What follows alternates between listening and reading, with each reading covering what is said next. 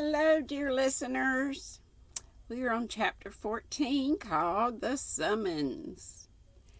Anne was sitting with Ruby Gillis in the Gillis's garden after the day had crept lingeringly through it and was gone. It had been a warm, smoky summer afternoon. The world was in a splendor of outflowering. The idle valleys were full of hazes. The woodways were pranked with shadows, and the fields with the purple of the asters. Anne had given up a moonlight drive to the White Sands beach that she might spend the evening with Ruby. She had spent so many evenings that summer, although she often wondered what good it did anyone, and sometimes went home deciding that she could not go again. Ruby grew paler as the summer waned. The White Sands school was given up. Her father thought it better that she shouldn't teach till New Year's, and the fancy work she loved oftener and oftener fell from her hands, grown too weary for it. But she was always gay, always hopeful, always chattering and whispering of her beau and their rivalries and despairs. It was this that made Anne's visits hard for her. What had once been silly or amusing was gruesome. Now it was death peering through a wilful mask of life. Yet Ruby seemed to cling to her and never let her go until she had promised to come again soon. Mrs. Lynde grumbled about Anne's frequent visits and declared she would catch consumption. Even Marilla was dubious. "Every time you go to see Ruby, you come home looking tired out," she said. "It's so sad and dreadful," said Anne in a low tone. "Ruby doesn't seem to realize her condition in the least. And yet I somehow feel she needs help, craves it, and I want to give it to her and can't. All the time I'm with her, I feel as if I were watching her struggle with an invisible foe, trying to push it back with such feeble resistance as she has. That's why I come home tired." But tonight Anne did not feel this so keenly. Ruby was strangely quiet. She said not a word about parties and drives and dresses and fellows. She lay in her hammock, or in the hammock, with her untouched work beside her and a white shawl wrapped about her thin shoulders. Her long yellow braids of hair, how Anne had envied those beautiful braids in old school days, lay on either side of her. She had taken the pins out. They made her head ache, she said. The hectic flush was gone for the time, leaving her pale and childlike. The moon rose in the silvery sky, empearling the clouds around her. Below, the pond shimmered in its hazy radiance. Just beyond the Gillis homestead was the church with the old graveyard beside it. The moonlight shone on the white stones, bringing them out in clear-cut relief against the dark trees behind. "How strange the graveyard looks by moonlight," said Ruby suddenly. "How ghostly," she shuddered. "And it won't be long now before I'll be lying over there. You and Diana and all the rest will be going about full of life, and I'll be there in the old graveyard, dead." The surprise of it bewildered Anne. For a few moments she could not speak. "You know it's so, don't you?" said Ruby insistently. "Yes, I know," answered Anne in a low tone. "Dear Ruby, I know." "Everybody knows it," said Ruby bitterly. "I know it. I've known it all summer, though I wouldn't give in. And oh, Anne." She reached out and caught Anne's hand pleadingly, impulsively. "I don't want to die. I'm afraid to die." "Why should you be afraid, Ruby?" asked Anne quietly. Because, oh, I'm so afraid, but that I'll go to heaven. That I'm not afraid, but that I'll go to heaven." I guess she's afraid she won't go to heaven, is what she's saying. "I'm a church member, but it'll be all so different, I think, and I get so frightened." Well, I guess not. She's afraid of heaven, sounds like. I think, and I get so frightened and homesick. Heaven must be very beautiful, of course. The Bible says so, but, and it won't be what I've been used to." Through Anne's mind drifted an intrusive recollection of a funny story she had heard Philippa Gordon tell. The story of some old man who had said very much the same thing about the world to come. It had sounded funny then. She remembered how she and Priscilla had laughed over it, but it did not seem in the least humorous now, coming from Ruby's pale, trembling lips. It was sad, tragic, and true. Heaven could not be what Ruby had been used to. There had been nothing in her gay, frivolous life, her shallow ideals and aspirations to fit her for the great change or make the life to come seem to her anything but alien and unreal and undesirable. Anne wondered helplessly what she could say that would help her. Could she say anything? "I think, Ruby," she began hesitatingly, for it was difficult for Anne to speak to anyone of the deepest thoughts of her heart, or the new ideas that had vaguely begun to shape themselves in her mind concerning the great mysteries of life here and hereafter, superseding her own childish conceptions, and it was hardest of all to speak of them to such as Ruby Gillis. "I think perhaps we have very mistaken ideas about heaven, what it is, and what it holds for us. I don't think it can be so very different from life here as most people seem to think. I believe we'll just go on living a good deal as we live here and be ourselves just the same. Only it will be easier to be good and to follow the highest. All the hindrances and perplexities will be taken away and we shall see clearly. Don't be afraid, Ruby." "I can't help it," said Ruby pitifully. "Even if what you say about heaven is true and you can't be sure, it may be only that imagination of yours. It won't be just the same. It can't be. I want to go on living here. I'm so young, Anne. I haven't had my life. I've fought so hard to live, and it isn't any use. I have to die and leave everything I care for." Anne sat in a pain that was almost intolerable. She could not tell comforting falsehoods, and all that Ruby said was so horribly true. She was leaving everything she cared for. She had laid up her treasures on earth only. She had lived solely for the little things of life, the things that pass, forgetting the great things that go onward into eternity, bridging the gulf between the two lives and making of death a mere passing from one dwelling to another, from twilight to unclouded day. God would take care of her there, Anne believed. She would learn, but now it was no wonder her soul clung in blind helplessness to the only things she knew and loved. Ruby raised herself on her arm and lifted up her bright, beautiful eyes to the moonlit skies. "I want to live," she said in a trembling voice.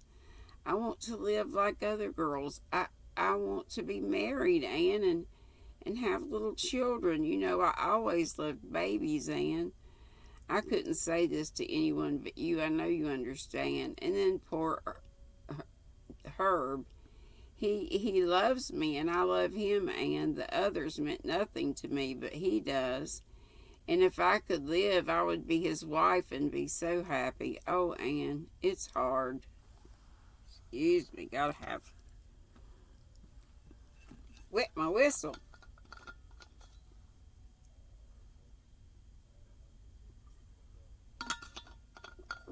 A little whistle wetter.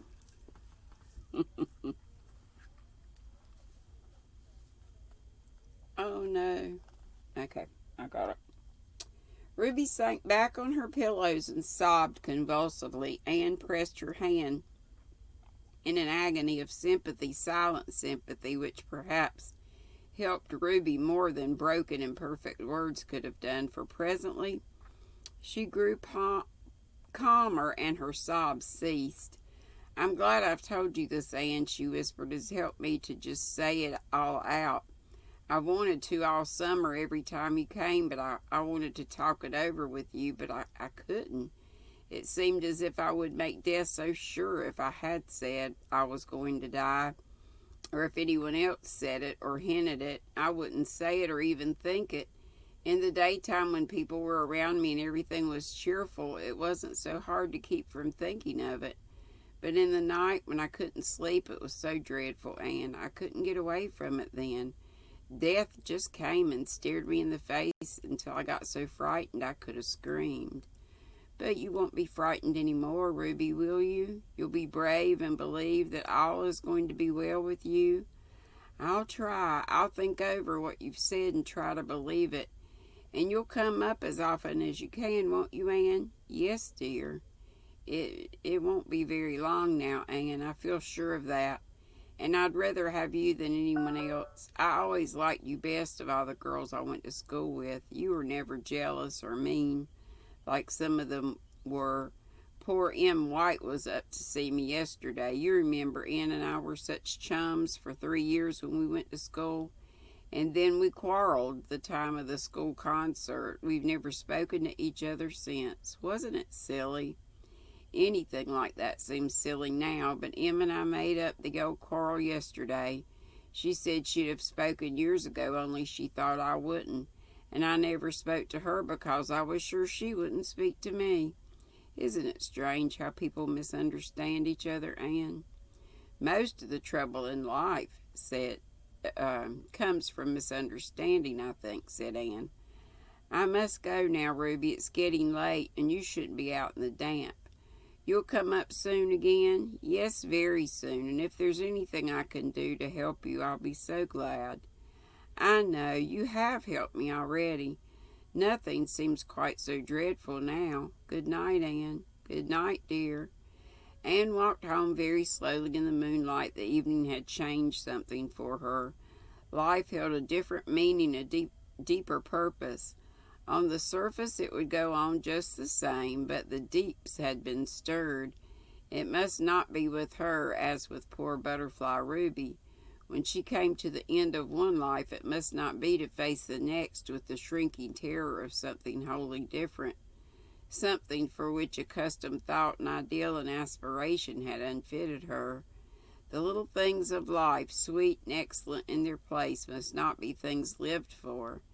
The highest must be sought and followed. The life of heaven must be begun here on earth. That good night in the garden was for all time.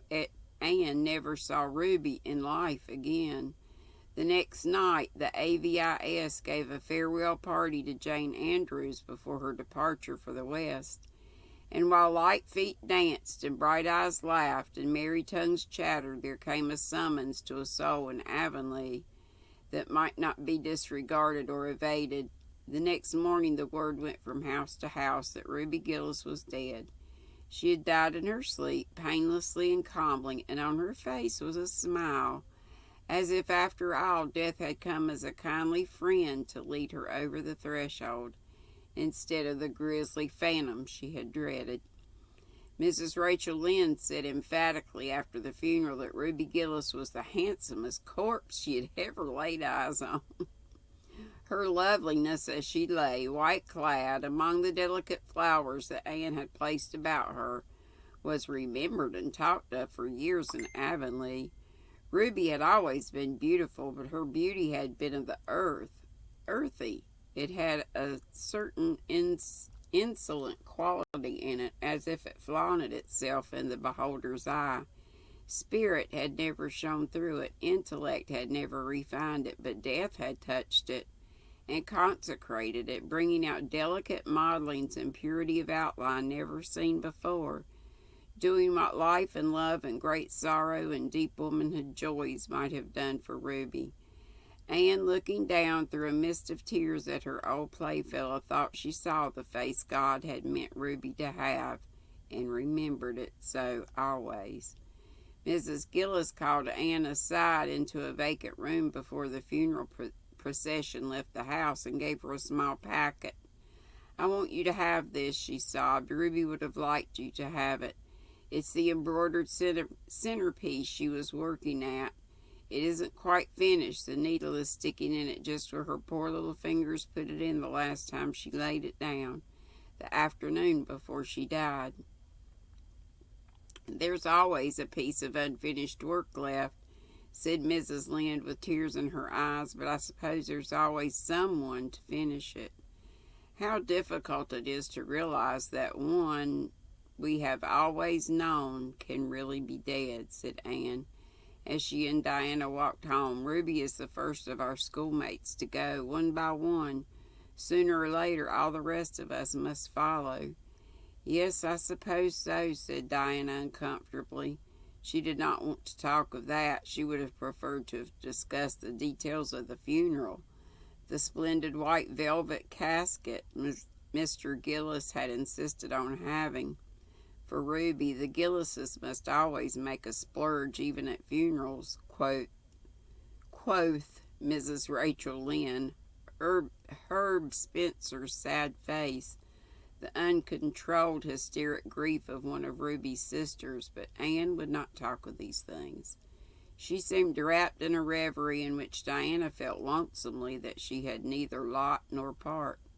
Ruby Gillis was a great girl to laugh, said Davy suddenly. Will she laugh as much in heaven as she did in Avonlea, Anne? I want to know. Yes, I think she will, said Anne. Oh, Anne, protested Diana with a rather shocked smile. Well, why not, Diana? Asked Anne seriously. Do you think we'll never laugh in heaven?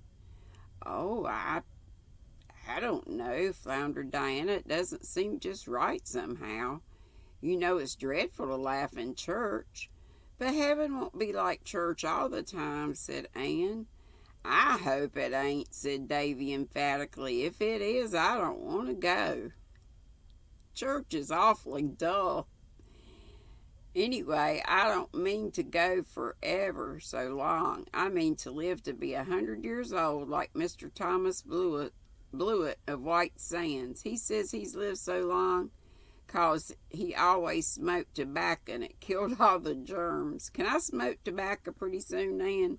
No, Davy, I hope you'll never use tobacco, said Anne absently. What'll you feel like if the germs kill me then? Demanded Davy.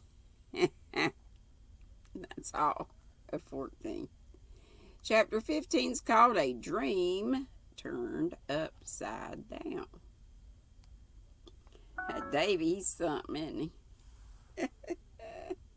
Thank goodness we need a little cheering up after poor Ruby. That was sad, sad, sad. Well, let's go from sad to happy. Have a great TGIF day. Thank goodness it's Friday, of course. To me, when you're retired, Friday's just like another day. But I'm happy for all the people who work or back to work, if that makes them happy. And I'm sure it probably does. Gotta get that moolah coming in, right? But I hope you'll all be able to come to Live at 5. I'm so sad. I'm missing squirrels by the dozens. I had 22, 46, almost 22, 50, almost 46, 48 something. And now I got like 22, 22 or 22, 21. A mass exodus. Oh well. Que sera, keeps saying that, but it does bug me a little bit. But I guess it shouldn't. I just want to have lots of squirrels, but I am very happy with the squirrel squad that I do have. And thank you all, loyal squirrels, for hanging out with me. And even if you've just come for staying, we're going to have some fun.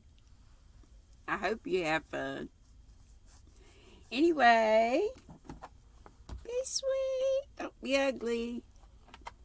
Love to you all. Don't forget, set an alarm in case the notifications don't work. 5 Eastern today. Then remember on the weekend, Saturdays and Sundays, I'm on 2 hours earlier at 3. Okay, hope to see you. Tea with GrannyDee, live at 5. Bye.